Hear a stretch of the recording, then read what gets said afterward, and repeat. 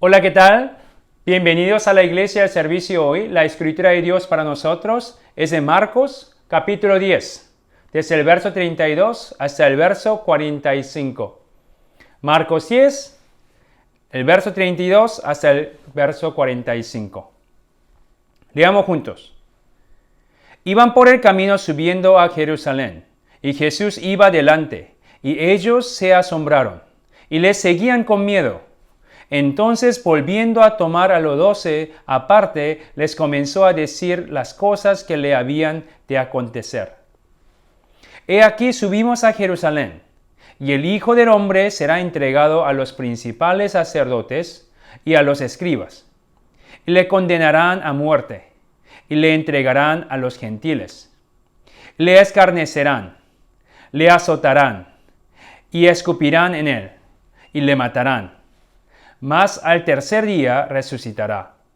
Entonces Jacobo y Juan, hijos de Zebedeo, se le acercaron, diciendo: Maestro, querríamos que nos hagas lo que pidiéremos. Él les dijo: ¿Qué queréis que os haga? Ellos le dijeron: Concédonos que en tu gloria nos sentemos el uno a tu derecha y el otro a tu izquierda. Entonces Jesús le dijo: No sabéis lo que pedís. ¿Podéis beber del vaso que yo bebo y ser bautizados con el bautismo con que yo soy bautizado? Ellos dijeron: Podemos. Jesús les dijo: A la verdad, del vaso que yo bebo, beberéis, y con el bautismo con que yo soy bautizado, seréis bautizados. Pero el sentaros a mi derecha y mi izquierda no es mío darlo, sino a aquellos para quienes está preparado. Cuando oyeron los 10, comenzaron a enojarse contra Jacobo y contra Juan. Mas Jesús, llamándolos, les dijo: ¿Sabéis que los que son tenidos por gobernantes de las naciones se enseñorean de ellas, y sus grandes ejercen sobre ellas potestad? Pero no será así entre vosotros, sino que el que quiera hacerse grande entre vosotros será vuestro servidor, y el que de vosotros quiera ser el primero será siervo de todos. Porque el Hijo del Hombre no vino para ser servido, sino para servir y para dar su vida en rescate por muchos. Esa es la palabra de Dios para nosotros esta mañana y respondemos: gracias a Dios. Oremos. Señor, te damos gracias en este momento por esta oportunidad que tenemos para escuchar tu voz y tus palabras. Abra nuestros corazones y oídos para que podamos escucharte esta mañana. Te damos todas las gracias. En el nombre de Jesucristo oramos. Amén. Hoy vamos a continuar la serie de sermones sobre el Evangelio de Marcos.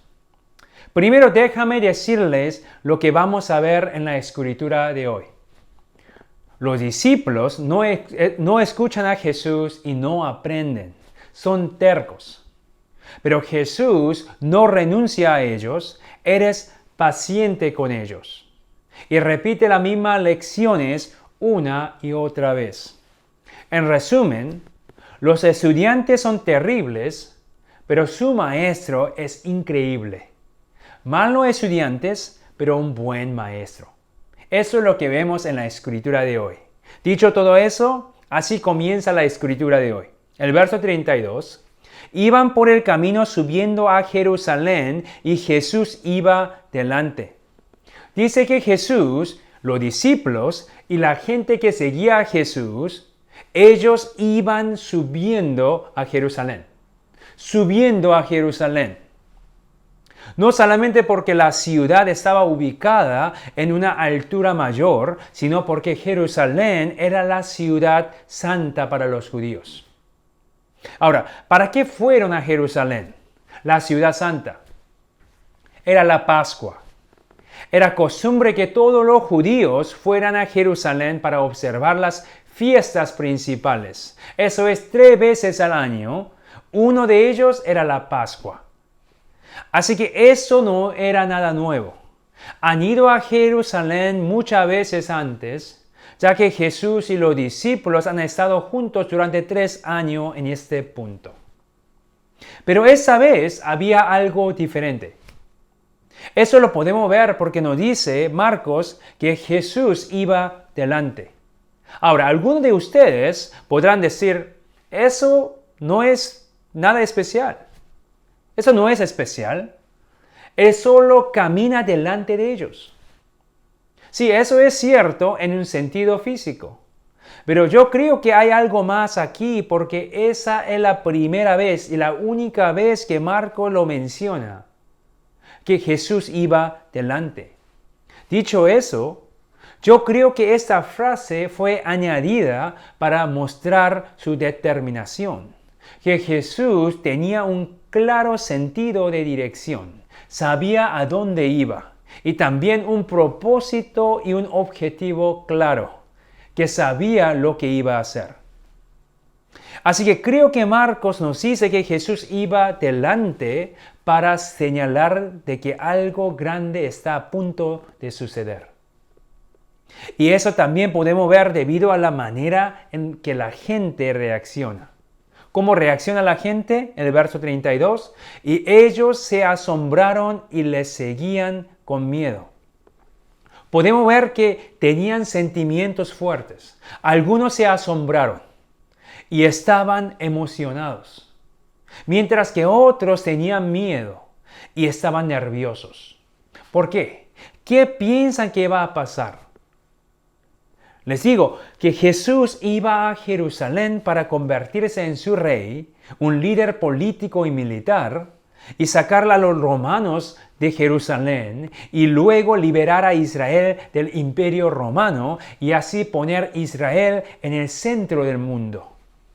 Como los días gloriosos de Israel bajo el mando de Moisés y David. Es por eso que la gente estaba tan emocionada, pero al mismo tiempo nerviosa y asombrada, pero también asustada. Ahora, Jesús sabía lo que estaban pensando, es por eso que hace esto. Sigamos leyendo el verso 32. Entonces, volviendo a tomar a los 12 aparte, les comenzó a decir la cosa que le habían de acontecer. Jesús toma aparte a los 12 discípulos para decirles lo que le iba a pasar. La palabra volviendo, eso indica que eso no fue la primera vez. De hecho, Jesús les ha dicho lo que le iba a suceder no hace mucho tiempo. Una vez en el capítulo 8 y otra vez en el capítulo 9. Así que esa sería la tercera vez que les dijo lo que le iba a pasar. Ahora, ¿qué le iba a pasar a Jesús? Leemos el verso 33 y 34. He aquí subimos a Jerusalén, y el Hijo del Hombre será entregado a los principales sacerdotes y a los escribas, y le condenarán a muerte, y le entregarán a los gentiles, y le escarnecerán, le azotarán, y escupirán en él, y le matarán. Mas al tercer día resucitará. Dice que he aquí subimos a Jerusalén. Así que el propósito y la razón por la que se iban a Jerusalén, ¿qué es eso? ¿Cuál fue la razón?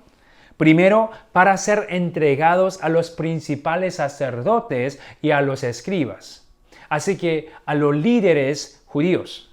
Y luego para ser entregado a los gentiles, los romanos.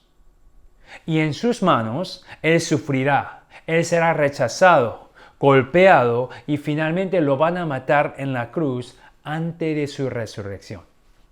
En otras palabras, lo que Jesús les dice que va a suceder y a lo que la gente y los discípulos quieren que suceda, eso son dos cosas muy diferentes. La gente quiere que Jesús se convierta en su rey y tome el control, pero Jesús dice aquí que será entregado a ellos. Será entregado a los líderes judíos y luego a los oficiales romanos, a Poncio Pilato, por ejemplo, como un objeto que cambia de manos. Ahora, eso puede parecer que su destino está en las manos de los líderes judíos y las autoridades romanas. Pero en realidad lo que les está diciendo es que su destino está en las manos del Padre, Dios. Y eso lo podemos ver claramente en Juan capítulo 19. Cuando Pilato le dice, Juan 19:10, entonces le dijo Pilato, a mí no me hablas. ¿No sabes que tengo autoridad para crucificarte y que tengo autoridad para soltarte? A eso, ¿cómo responde Jesús? Respondió Jesús, ninguna autoridad tendrías contra mí si no te fuese dada de arriba. Deja claro que puede parecer que los líderes judíos y las autoridades romanas están a cargo, pero en realidad, ¿quién está en cargo? Dios está a cargo. Que su sufrimiento y su muerte es parte de su plan y su voluntad. Además, vemos que Jesús se refiere a sí mismo como, el verso 33, el Hijo del Hombre. ¿Por qué? Sí, el Hijo del Hombre era su título favorito. Usa unas 50 veces en los Evangelios, pero creo que hay algo más. Creo que Jesús utiliza ese título para cambiar sus expectativas del Mesías. Eso es porque Daniel capítulo 7 vemos que describe al Hijo del Hombre de esta manera. Que el Hijo del Hombre vendría del cielo con autoridad, gloria y poder. Y Él será adorado por todas las naciones y pueblos. Y también establecerá un reinado que jamás será destruido. Y los judíos pensaron que eso significaba que el Hijo del Hombre, el Mesías, Jesús, iba a convertirse en un rey y destruir el imperio romano y colocar a Israel en el centro del mundo y así restaurar su gloria pasada. Así que Jesús quería corregir sus puntos de vista del Hijo del Hombre, el Mesías. Y en la siguiente sección podemos ver que la gente tenía expectativas equivocadas acerca de Jesús. ¿Qué es lo que vemos a continuación? El verso 35. Entonces Jacobo y Juan, hijos de Zebedeo, se le acercaron diciendo, Maestro, querríamos que nos hagas lo que pidiéremos. Jacobo y Juan, que son los hijos de Zebedeo, vienen a Jesús. ¿Y qué es lo que hacen? Se acercan a Jesús para pedirle algo. ¿Qué es eso? Maestro, querríamos que nos haga lo que pidiéremos.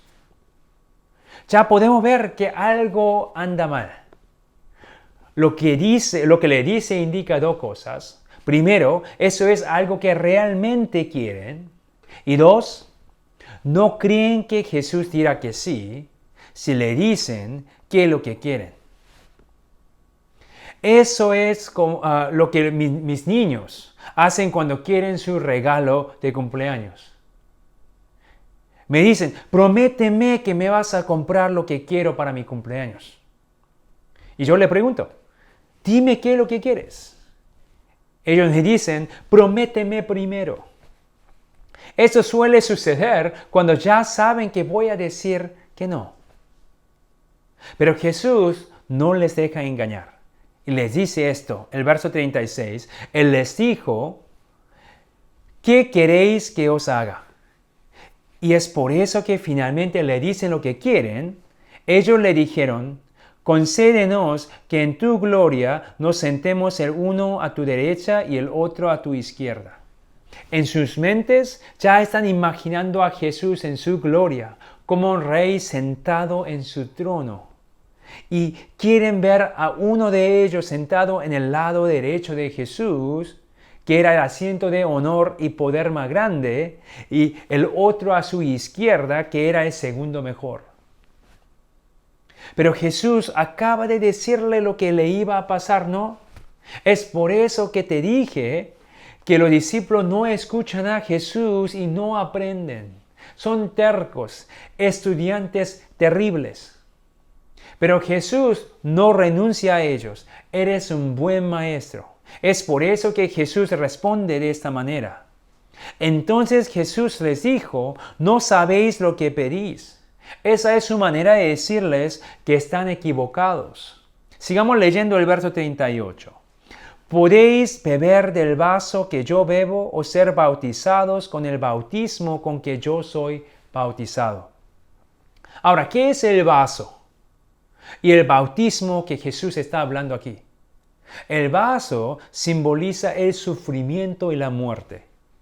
Eso le digo porque en la última cena Jesús levanta el vaso o la copa y dice, esa es mi sangre del pacto, que es derramada por muchos.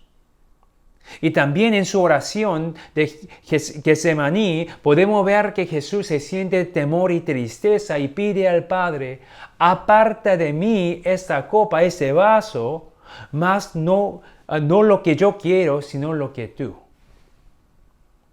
Así que es claro que la copa, el vaso, simboliza su sufrimiento y muerte para perdonarnos de nuestros pecados y para nuestra salvación. Ahora, ¿qué pasa con el bautismo? En Lucas capítulo 12 vemos que Jesús dice que tiene que pasar por la prueba de un bautismo de sufrimiento y muerte. Así que es claro que el vaso y el bautismo representan el sufrimiento y la muerte de Jesús. Ahora, ¿cómo responden Jacobo y Juan a lo que Jesús les dice? 39. Ellos dijeron, podemos, que están listos, que es algo que pueden hacer. Por supuesto, no creo que entendieron completamente lo que Jesús les estaba pidiendo. Ahora, cuando los otros discípulos descubrieron lo que Jacobo y Juan hicieron, así es como reaccionan. Cuando lo oyeron los 10, comenzaron a enojarse contra Jacobo y contra Juan. ¿Cuál fue su reacción? Se enojaron. En griego, esa es la misma palabra que hemos visto la semana pasada, que Jesús se indignó. Y como te he dicho la semana pasada, esa palabra es utilizada cuando uno está muy molesto y enojado con alguien. Como los líderes judíos que estaban furiosos y tan enojados con Jesús que lo mataron. Y es así lo enojado que estaban los discípulos. Ahora, ¿por qué? ¿Por qué están tan enojados y molestos? Porque ellos también querían la misma cosa que Jacobo y Juan querían.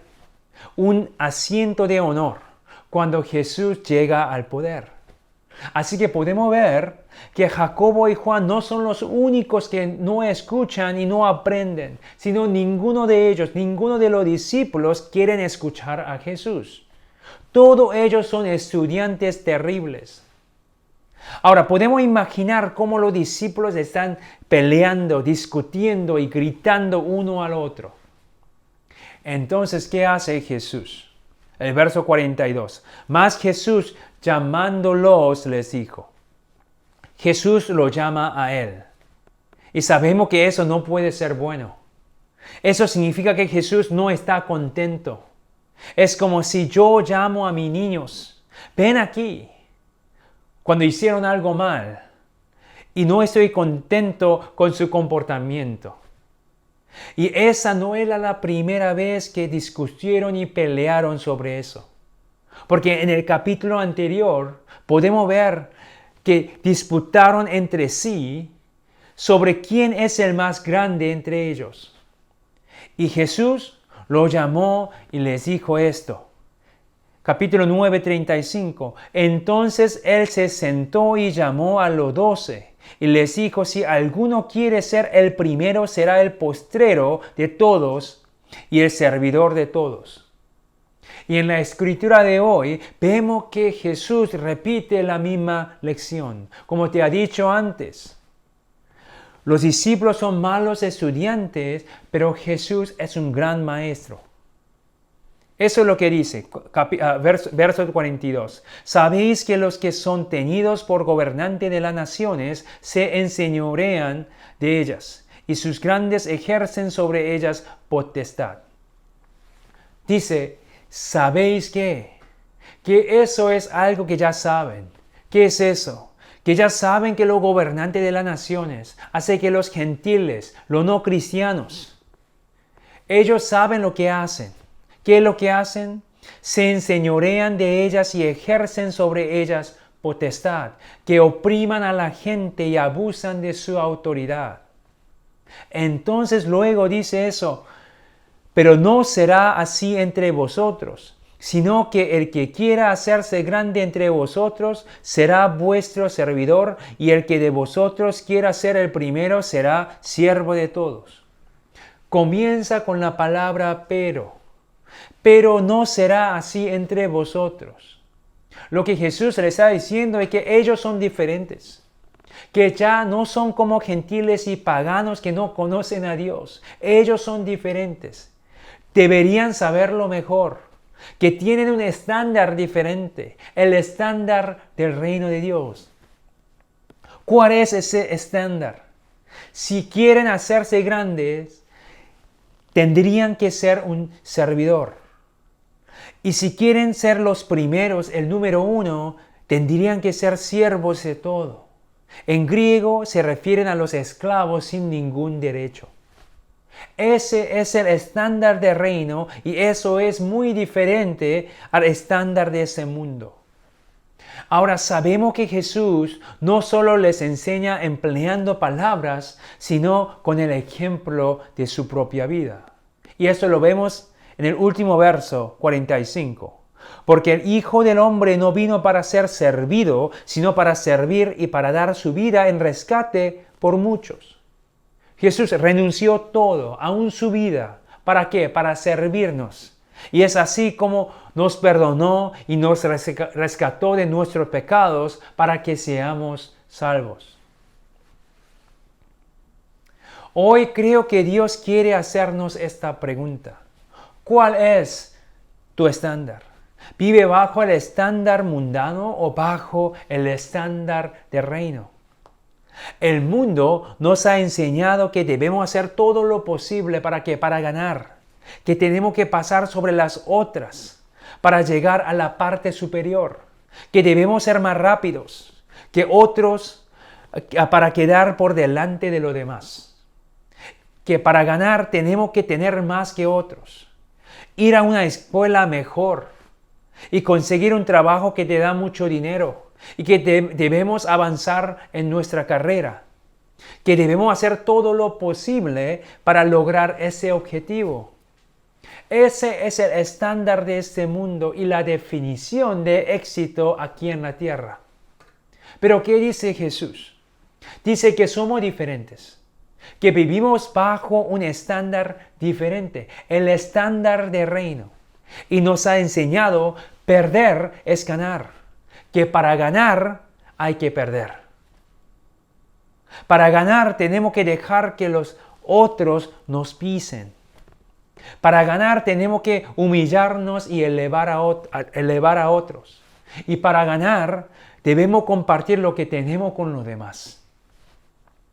Y eso es lo que vemos en la enseñanza de Jesús en Mateo 5, el sermón de la montaña. El mundo dice ojo por ojo, diente por diente. Pero el reino de Dios nos enseña, si alguien te da una bofetada en la mejilla derecha, vuélvele también la otra. Y si alguien quiere quitarte la camisa, ¿qué es lo que debes hacer? Da también tu abrigo. Y si alguien te obliga a llevarle a la carga 1 kilómetro, llévasela 2. Y no solo amar a tu prójimo, sino también amar a tus enemigos y orar por tus perseguidores. ¿Por qué haríamos eso? Aquí está la respuesta de Jesús. Mateo 5, 46 y 47. Porque si amáis a los que los aman, ¿qué recompensa tendréis? ¿No hacen también lo mismo los publicanos? Y si saludáis a vuestro hermano solamente, ¿qué hacéis de más? ¿No hacen también así los gentiles? Nos dice que somos diferentes. No somos como los paganos y los gentiles que no conocen a Dios. Lo que eso significa es que Dios no está en busca de personas que hagan grandes cosas para Él. Alguien exitoso con mucho dinero, una buena educación para cambiar al mundo, sino alguien que es diferente que los no cristianos y vive bajo un estándar diferente. Alguien que sabe perder. Recordemos siempre que somos diferentes, que tenemos un valor diferente, que vivimos bajo un estándar diferente, el estándar del reino. Y hagamos esta pregunta hoy. ¿A dónde y a quién te está mandando Jesús para perder? Para perder en nuestro trabajo, a tus familias, a la iglesia, a tus jefes de trabajo, compañeros y a tu esposo y a tu esposa. Recordemos, perder es ganar, que para ganar tenemos que perder. Recordemos que Jesús perdió su vida en la cruz y es así como ha ganado nuestra vida en el cielo. De esta manera podemos vivir como sal y luz en este mundo y en nuestra sociedad y en nuestra familia y la iglesia, para que la gente se dé cuenta que hay algo especial en nosotros, que vivimos bajo el estándar del reino. Oremos. Señor, te damos gracias hoy por tu enseñanza, que debemos vivir bajo un estándar diferente, porque somos diferentes, somos cristianos. Así que ayúdanos a vivir diferente, bajo el estándar del reino, y no como todo lo demás. Ayúdanos a aprender cómo perder. Y así podemos imitarte, Cristo, que has perdido tu vida para que nuestra vida, podemos tener nuestra vida en el cielo. Te damos todas las gracias. En el nombre de Cristo oramos. Amén.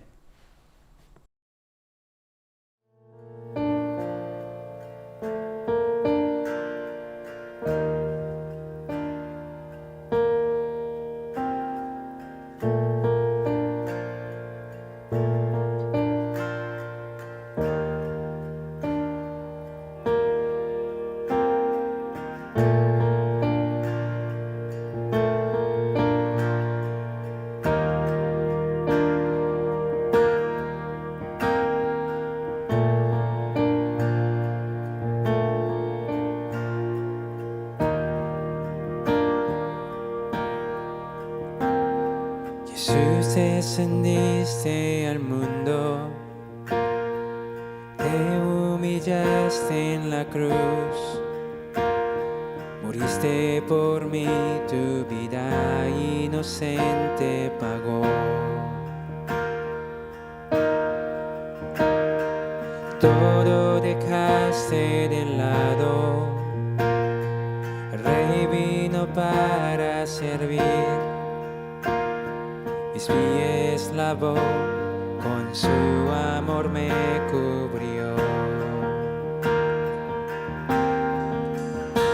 Sé más de ti, negarme a mí, me entrego, Dios. Todo de ti, anhelo en mí, me entrego, Dios.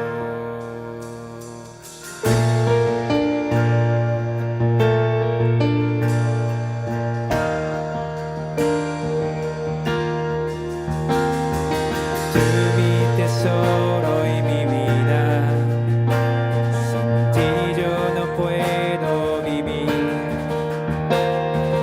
De tus pies mis deseos a ti rendiré. Ante tus pies mi deseo a ti rendiré.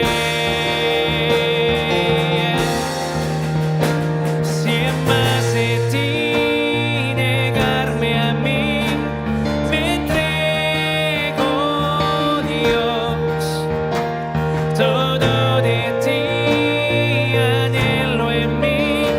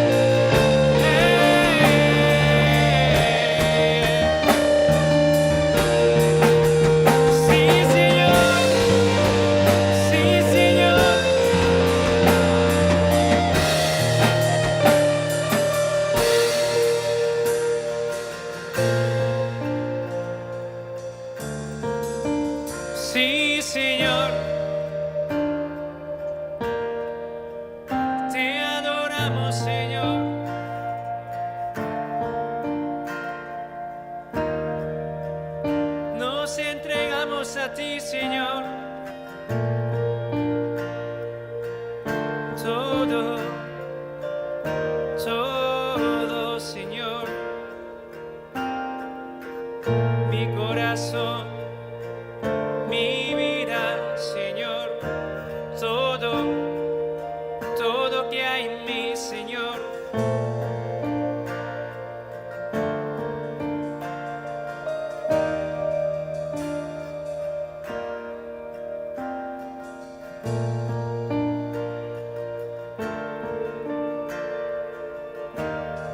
Con todo nuestro corazón cantemos. Sin más de ti, negarme a mí, me entrego, Dios. Todo de ti, anhelo en mí, me entrego, Dios. Cante. Sin más de ti, negarme a mí, me entrego, Dios, sí, Señor. Todo de ti, anhelo en mí, me entrego, Dios.